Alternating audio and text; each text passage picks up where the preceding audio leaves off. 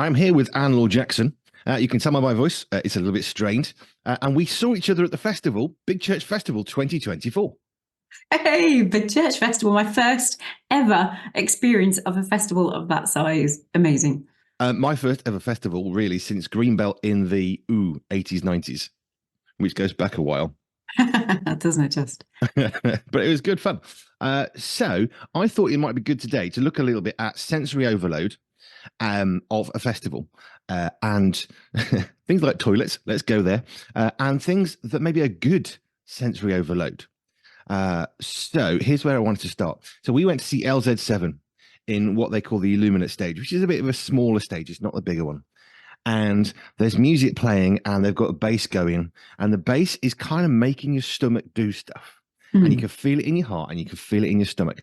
Now, some people were much further away. It was very loud, which makes me very happy. But why does the bass make it feel as though your heart is now being controlled by something that's not you? What's going on with the senses there? Oh, utterly, absolutely. Vibration, because the way that the sound travels through air and it's all vibrations. And there are certain frequencies that really touch the body. So with a lot of the auditory training work that I do, we also have, where we can, for those who need that, there is a deeper frequency, which is basically the bass that hits the body. If you have higher bass going through your ears, it stimulates the vestibular nuclei in the brainstem, and therefore can affect all the good things that we love with our vestibular system, which generally is our movement and gravity and position system. But it really helps us be aware of our direction of movement and being able to use the body, two hands together. We call it bilateral integration. There are loads of things that the vestibular system is used for, and vibration is one of those things that can be used to infiltrate the brain into the vestibular nuclei inside the brain. But when it hits the body, we are using the tactile and proprioceptive systems. So you really do, your whole body, absolutely, the waves go almost through you, which some absolutely love. And especially our teenage boys, when they are in growth spurts, they really have that, turning the bass up high really impacts the body, and it makes them feel good. It makes them feel where their bodies are and what they're doing. So a lot of the bass absolutely, literally, is going through and stimulating those proprioceptive receptors to tell our body where we are, its joints, its muscles, and going through to interoceptors when it goes right the way through the body, if it's that loud, if it's that intense. And there are absolutely some people who would need to avoid that like the plague. That would be very frightening, very scary, really unhelpful, very dysregulating. And then you've probably got those who are in the middle, jumping about and just having a ball, because it really hits their sensory systems in a way that makes them feel good. Yeah, I felt it through my feet. It sort of came up from the floor. There were some people who were very much in the front in the mosh pit. There were people who were much further back, 100 yards back, and still enjoying it. But I was enjoying it because it's LZ7, right? It's amazing. But at the same time, thinking, what are the senses going on here? What's going on? Because Jojo started dancing. There were people. She likes to dance, but there were other people who you could tell just standing there. Yes, I am watching. I'm taking it in, and then the foot starts to move, and the body starts to move, and then there's, because he's very good at what he does, the whole crowd starts jumping as one, and it was I don't know. It's really hard to describe the sense of several hundred people just jumping up and down to a beat. There's like it's a sensory overload, but it felt like a good sensory overload. Is that a thing? Can that be possible? In clinical terms, we would never put those two words together, good and overload, just because of the sense of overload. But there is definitely amazing, good, phenomenal, high threshold. We talk about, in the clinical world, we talk about thresholds, and people have different thresholds of what they can cope with. Now, for our high threshold people, they want a high intensity of input, and we look at how long they want it for, when they want it, how often they want it during the day. And so clinically, we look at all of that stuff. So overload, the fact that it's an over, high loading is perhaps a new word we could phrase, that we are high loaders of sensory input. Sensory seeker, sensory craving is another one of our technical terms, who really do seek and who will want an awful lot, a high intensity. They have a high threshold in order to meet that threshold before they can feel good and they start to get calm or content or coordinated. All of those things that I call sensory health. So, but I think visually, if there's a synergy, it's something, there's a sense of belonging, there is a community, it's a connection when everybody is doing the same thing. I recorded some video where the hands were being moved together, and it's the same thing. There is a power in that unity. There is power in unity. Unity is a remarkable thing, and when you get other humans doing the same thing, the same movements, it's an emotional bonding, it's a visual bonding. There's a beautiful sense of unity, regardless of what you're doing, as long as you're all doing it together. It was stunning. I looked at Peter, the only person he wanted to see for the whole festival, 26,000 people, all the different bands. I just want to see LZ7 do what he does, and he went to 3 concerts in the end. And I looked at him after about 5 minutes of the concert that I got to go and see, and it was just this big grin.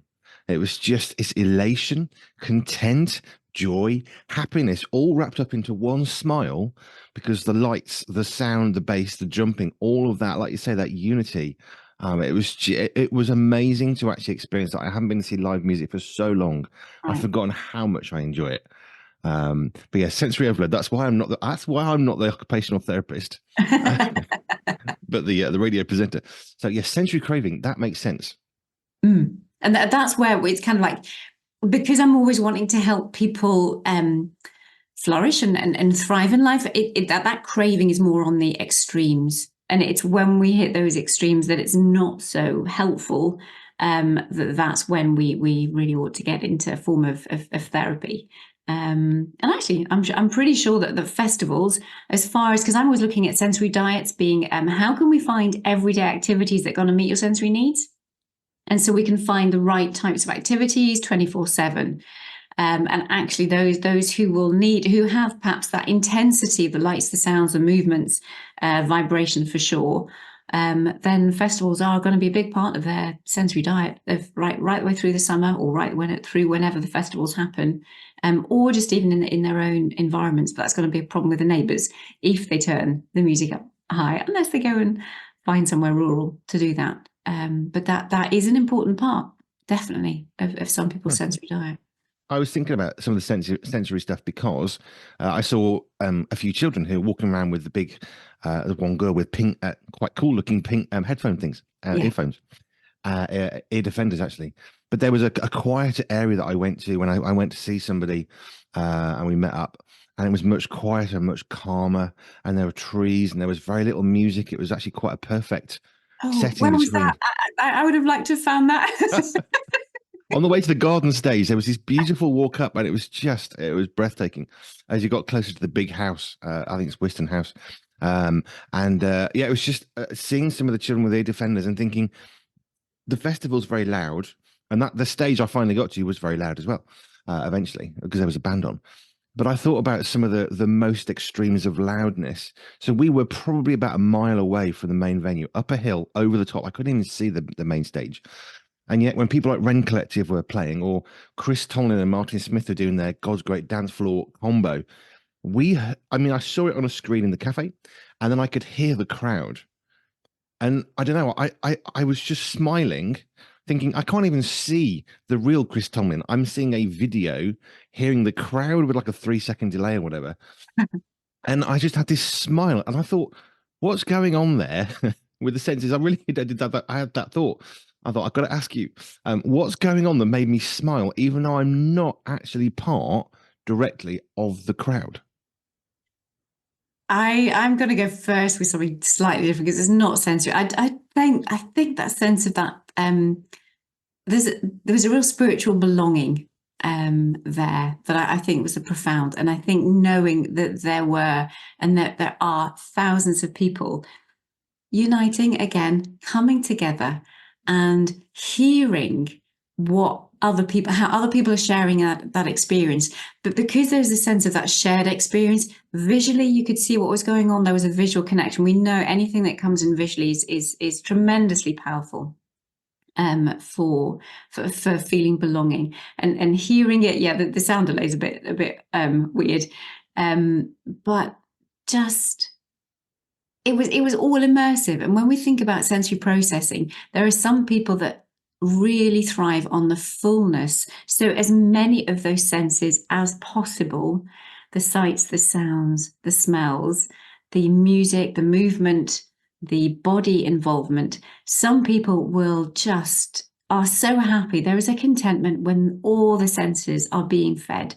And that's beautiful. And then there are others who definitely, by being in the cafe area, it just would have been too much to have the full experience of the atmosphere, because atmospheres change when people are together. Again, it's the vibrations of what happens in that space are very different. When you're removed from that, you can control the sights better. You can control the auditory input better. So I would imagine there definitely were some people in the cafe area, because the intensity of the sensory input will have been less.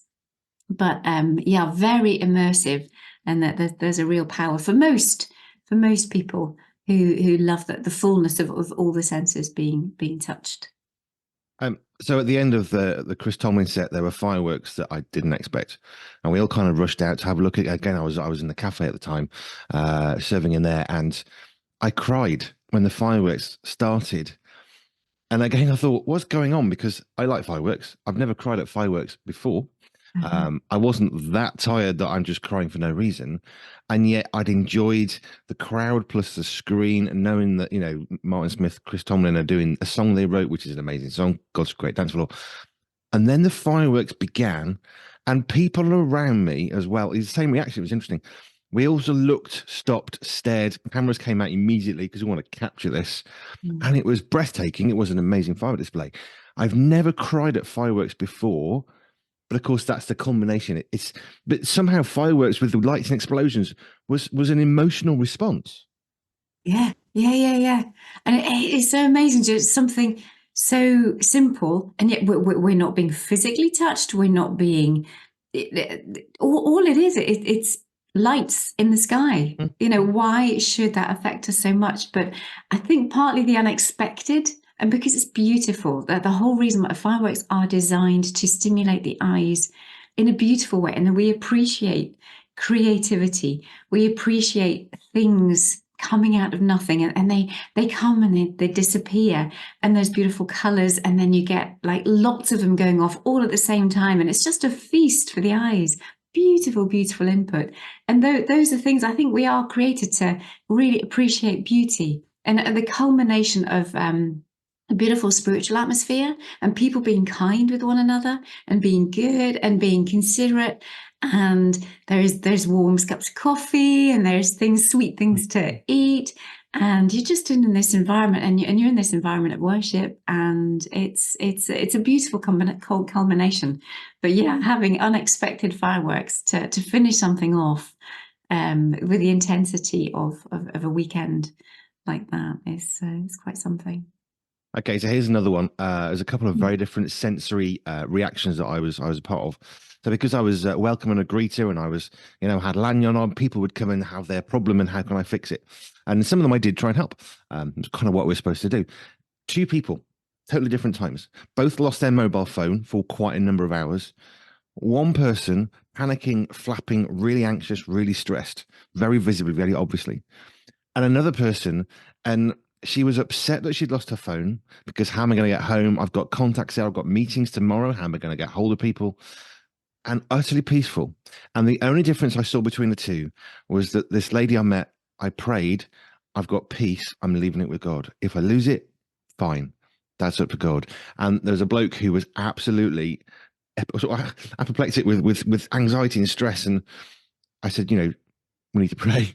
Oh, I haven't done that. And I think there was an interesting reaction in what I could see of these two individuals, one who prayed, one who didn't, because she felt peaceful. Same problem, lost a phone. And yet this guy hadn't prayed yet, and he was really anxious. And it was quite striking because they were like a day apart for me when I met these two people.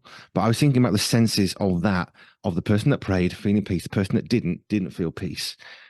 And that, I mean, there's spirituality in there, but there's physical in there as well, because that's a physical reaction to an issue. Yeah. Yeah.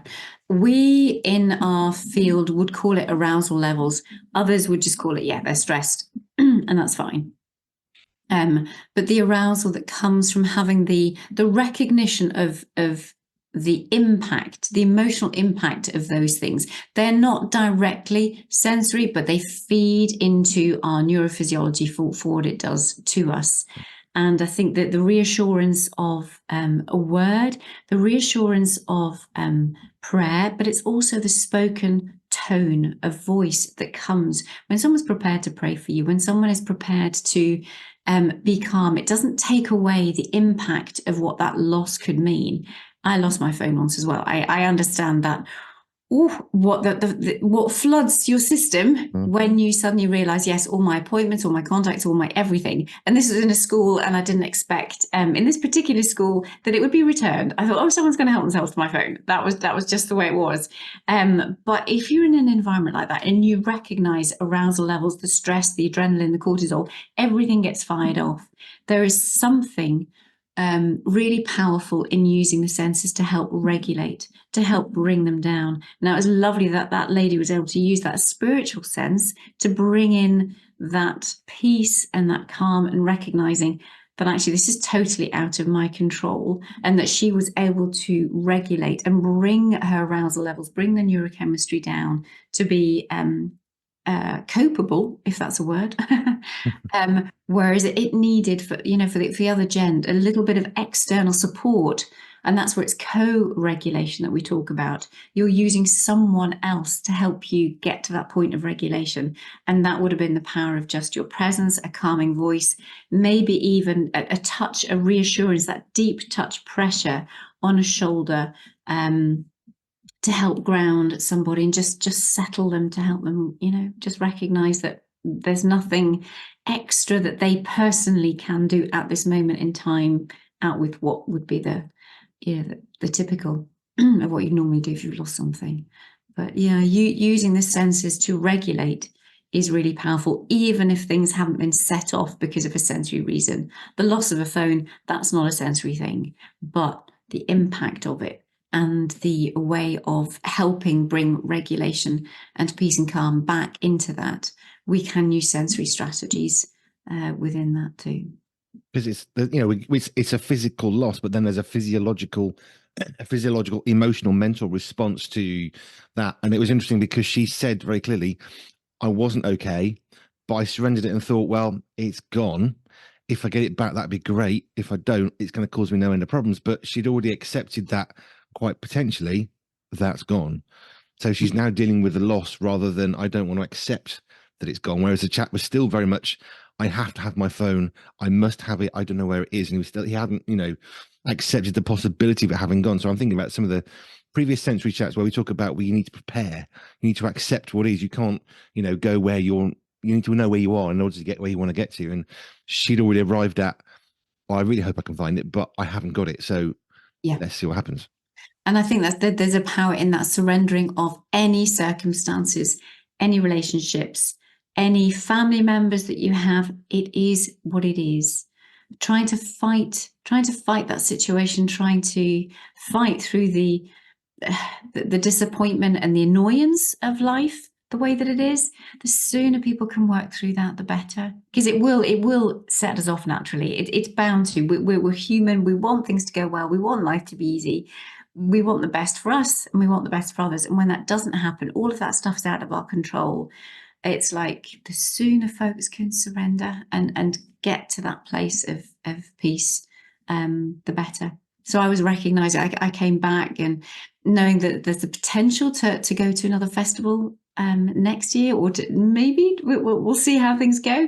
But recognizing that could my husband with his MS and multiple sclerosis and his visual impairment, is that something that he could cope with there? And what would I feel like to go back without him being there? And all the questions and all the thoughts that come in there. And there was a sense of, actually, I can't make this decision on my own anyway.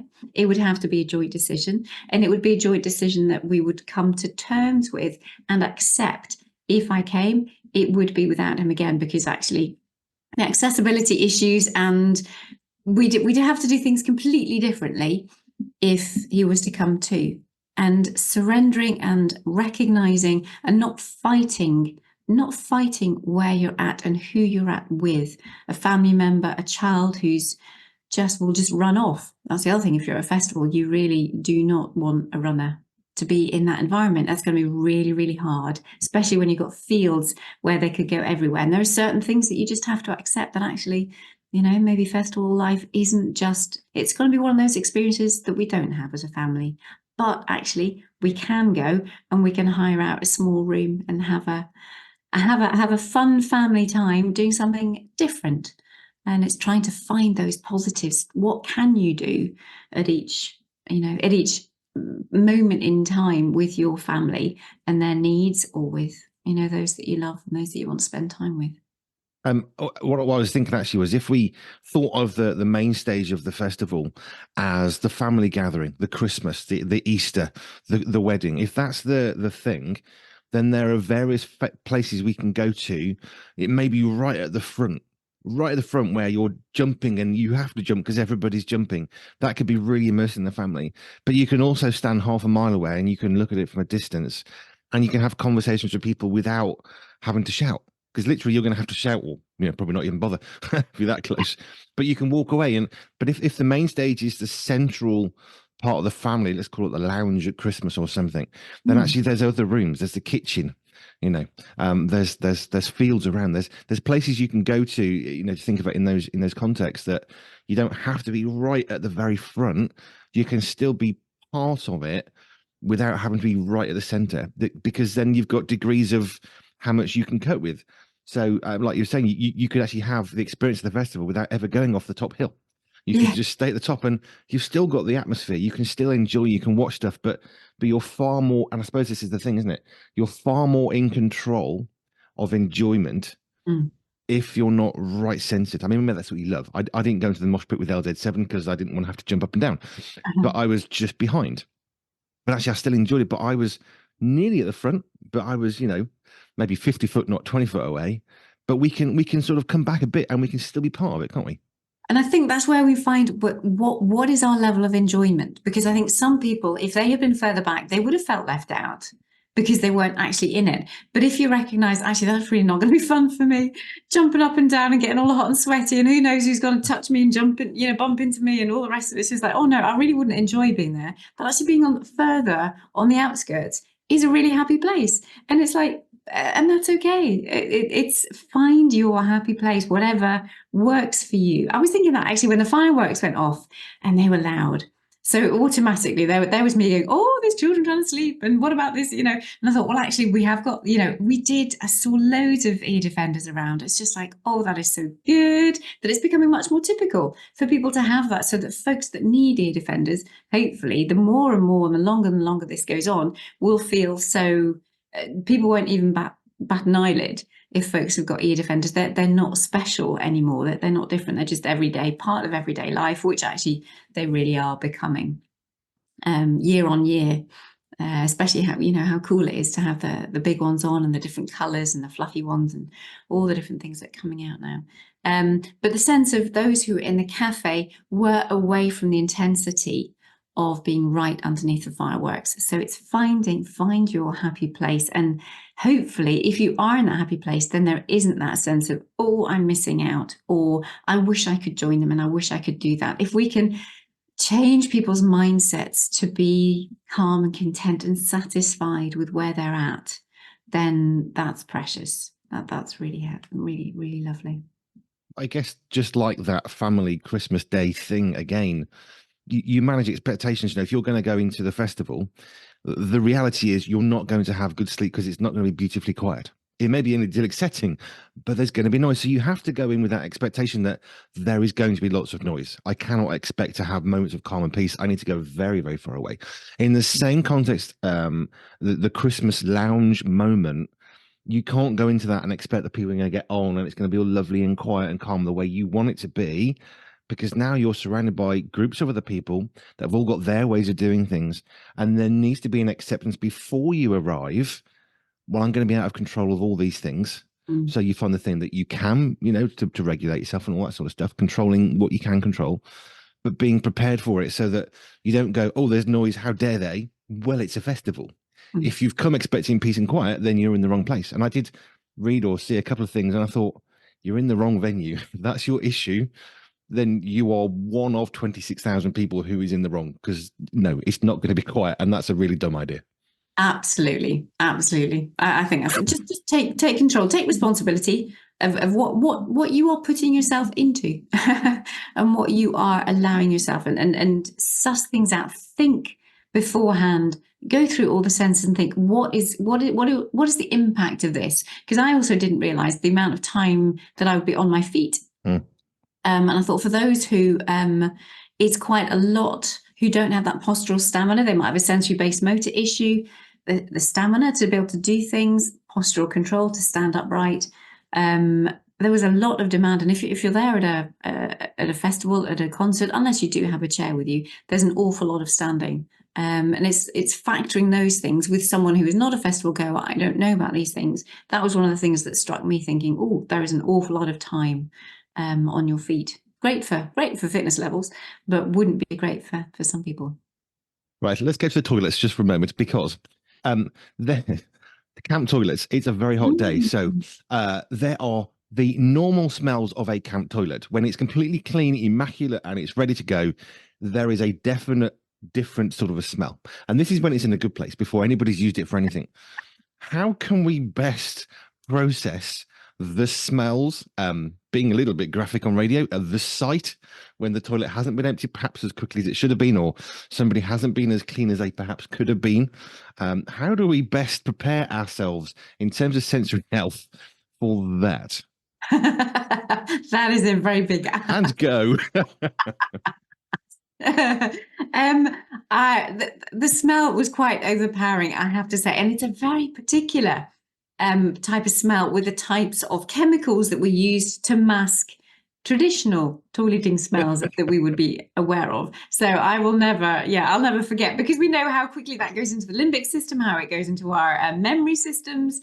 That smell will come back very quickly when I smell a chemical like I have just experienced.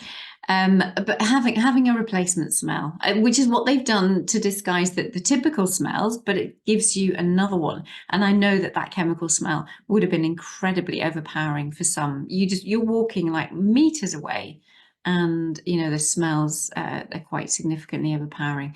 So it really would be, get a tissue, make sure that you have that almost immersed in a smell that you are comfortable with and that you can place over your nose. That's one of the biggest things for smell. And also you can get little nose clips.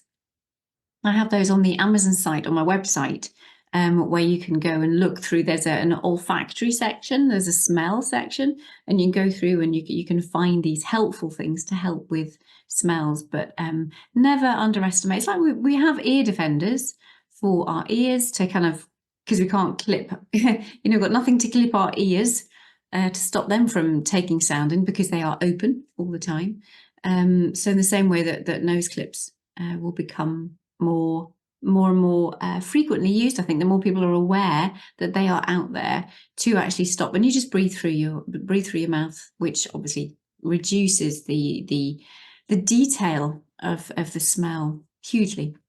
Detail of the smell. Breathe. I like that. and visually it's just like, oh my word. I would take, for people who really would be disturbed, it would be having your own little sheet of paper that you just place over everything before it's your turn to go. You still have to be able to deal with it in the first place, and that's people will know whether it's right or not, and then they will have their own portaloos if they know that they are not going to be able to cope with the sights, the sounds, the smells of commercially provided portaloos.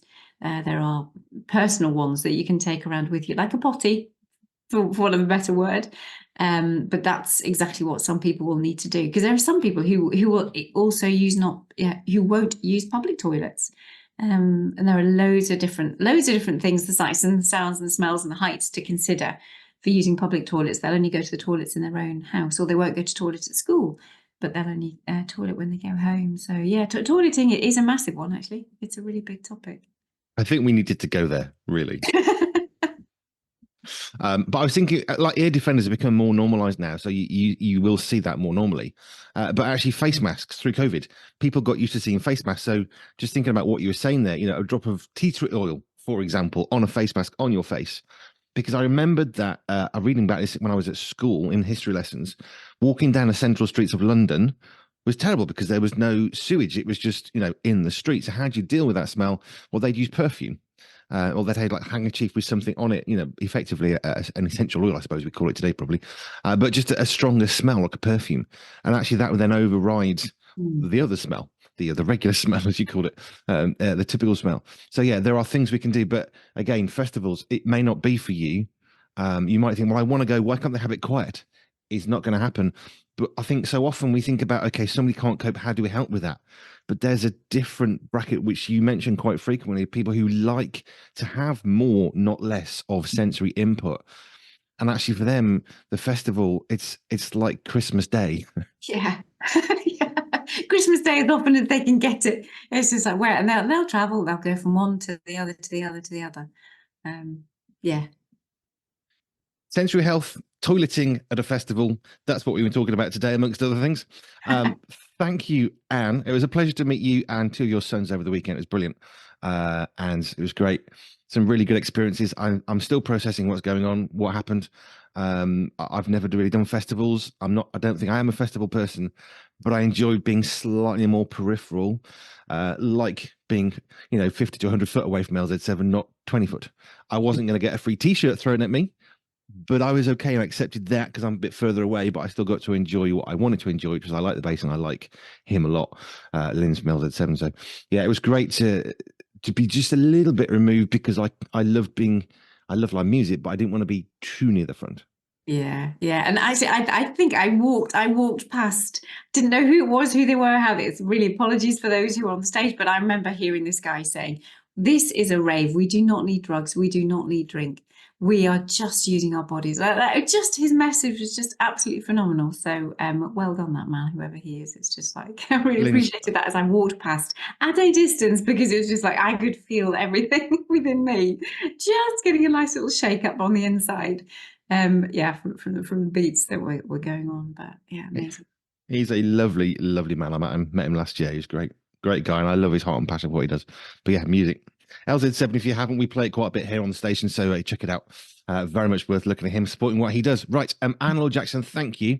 If you've got any questions, maybe post-festival toileting stuff that you want to ask us about, you can do. Other topics available too.